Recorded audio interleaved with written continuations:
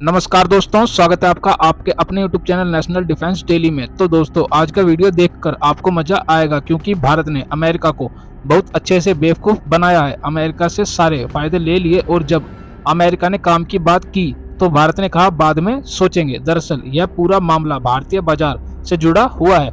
आपको बता दें कि अमेरिका काफ़ी समय से भारत को IPEF में शामिल करने की कोशिश कर रहा है। यह इंडो पैसिफिक इकोनॉमिक फोरम है और इसमें दक्षिण पूर्व एशिया के अधिकांश देश शामिल हैं। उदाहरण के लिए Philippines, Indonesia, Malaysia, Singapore, Australia, America जैसे देश इसमें शामिल है। और इस पूरे ग्रुप का लक्ष्य इंडो पैसिफिक यानी पूरे क्षेत्र में चीन की आर्थिक ताकत को कम करना है और अमेरिका चाहता है कि भारत इस ग्रुप का सदस्य बने। अब आप कहेंगे कि यार ये ग्रुप चीन के खिलाफ है और इसका मकसद चीन की आर्थिक ताकत को कम करना है, तो फिर हम इसमें शामिल क्यों नहीं हो रहे? इससे हमें ही फायदा होगा, हमारे सबसे कट्टर दुश्मन की ताकत कम होगी। तो देखिए, आप सही हैं, लेकिन समस्या यह है कि इस IPEF ग्रुप के तहत इसमें शामिल सभी देश एक दूसरे के लिए अपने बाजार खोल देंगे, जिसके परिणाम स्वरूप ये सभी देश एक दूसरे के साथ अधिक व्यापार करेंगे और चीन के गलत प्रभाव के कारण अपनी अर्थव्यवस्था और अपने देश को चीन से और चीन के कर्ज से बचा पाएंगे। तो देखिए, अभी तक तो आपको सब कुछ सही लग रहा होगा कि सब कुछ अच्छा है, भारत को इसमें शामिल होना चाहिए, लेकिन एक समस्या है जिसके कारण भारत इसमें शामिल नहीं हो रहा है।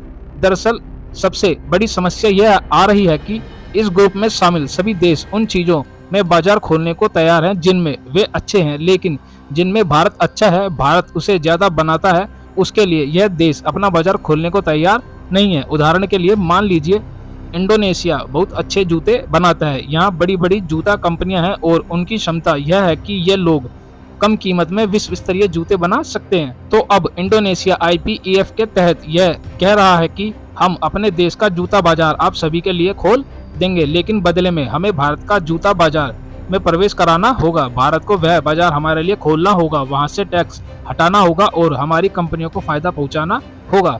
भारत ने कहा कि हम ये शर्त मानने को तैयार हैं, लेकिन हमारी भी एक शर्त है और वो ये कि हमारे देश की कंपनियां IT सेवाएं देने में विश्व स्तरीय हैं। हमारे पास एक से एक सॉफ्टवेयर बनाने वाली कंपनियां हैं। तो अब आप हमारे लिए अपना सॉफ्टवेयर बाजार खोलें, बदले में हम आपके लिए अपना जूता बाजार खोलेंगे और ऐसा होगा कि आप जूते बेचकर पैसा कमाएंगे और हम सॉफ्टवेयर बेचकर पैसा कमाएंगे। इससे दोनों देशों को फायदा होगा।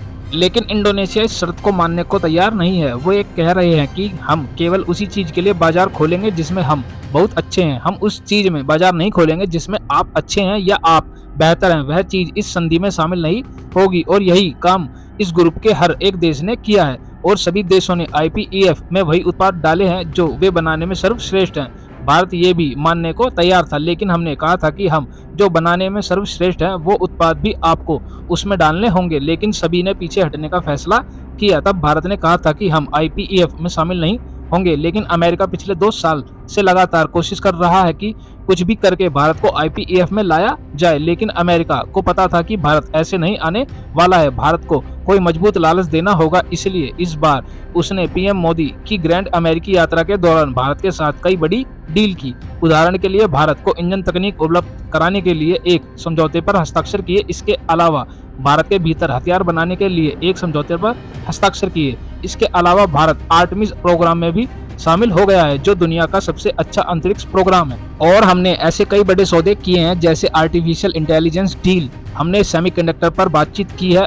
भारत और अमेरिका में कई अन्य प्रकार के सौदों पर बातचीत की गई है, लेकिन अमेरिका ने सोचा कि हमने भारत को बहुत फायदा दिया है, अंतरिक्ष से लेकर हथियारों तक हमने भारत को हर जगह अच्छी डील दी है, भारत को बहुत बड़ा फायदा हुआ है। अब हम अपने फायदे की बात करते हैं और जो IPEF है उसमें भारत को शामिल कराते हैं, लेकिन अमेरिका शायद ये भूल गया कि वो भारत के साथ डील कर रहा है और भारत कोई ऐरा गैरा या कोई छोटा मोटा देश नहीं है और भारत ने अमेरिका को ऐसा करके दिखा भी दिया है। दरअसल जब अमेरिका ने IPEF का मुद्दा उठाया तो भारत ने पहले यहाँ चुप्पी साधे रखी और जब पूरी डील पर हस्ताक्षर हुए तो भारत ने चुपचाप कहा कि हम इस मामले पर दोबारा बात करेंगे, यह उतना महत्वपूर्ण नहीं है, हम इस पर बाद में विचार करेंगे। और भारत ने एक बार फिर IPEF डील को लंबे समय के लिए टाल दिया है और अमेरिका का भारत को इस डील में शामिल कराने का सपना ही रह गया है और मेरे हिसाब से अमेरिका का ये सपना तब तक सपना ही रहेगा जब तक भारत की शर्तें IPEF में स्वीकार नहीं